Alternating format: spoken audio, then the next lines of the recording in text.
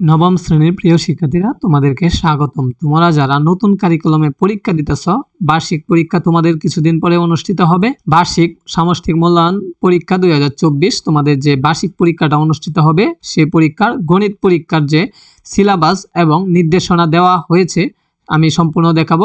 গণিত বইয়ের নবম শ্রেণীর গণিত বইয়ের সম্পূর্ণ সাজেশনটা এবং সিলেবাসটা তোমাদের দেখাবো, যেগুলা পরীক্ষা আসবে। তোমরা যারা ষষ্ঠ থেকে নবম শ্রেণী পর্যন্ত যারা পড়াশোনা করতেছ, তোমাদের জন্য একটা গ্রুপ খোলা হয়েছে। সেই হোয়াটসঅ্যাপ গ্রুপের মধ্যে তোমাদের সকল ধরনের সাজেশন দেওয়া হবে এবং পরীক্ষা সংক্রান্ত যত সমস্যা সমাধান করে গ্রুপে দেওয়া হবে। সো তোমরা অবশ্যই গ্রুপে জয়েন করো।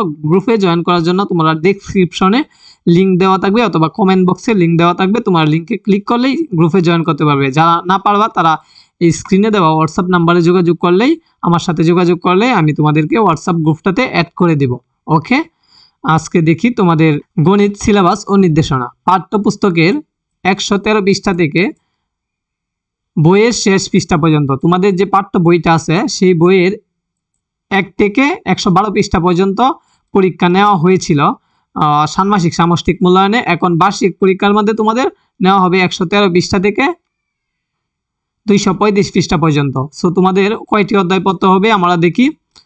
প্রথম 4টি অধ্যায় পড়া শেষ তোমাদের প্রথম পরীক্ষার জন্য।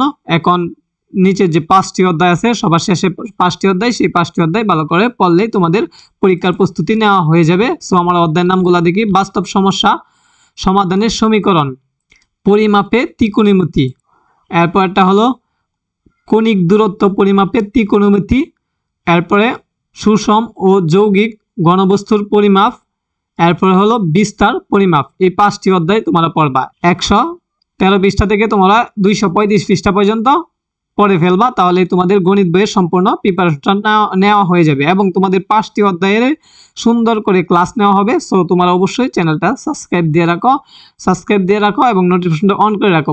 পরীক্ষা সকল সংক্রান্ত ভিডিও করে এই চ্যানেলে দেওয়া হয়ে থাকে। সকলকে ধন্যবাদ।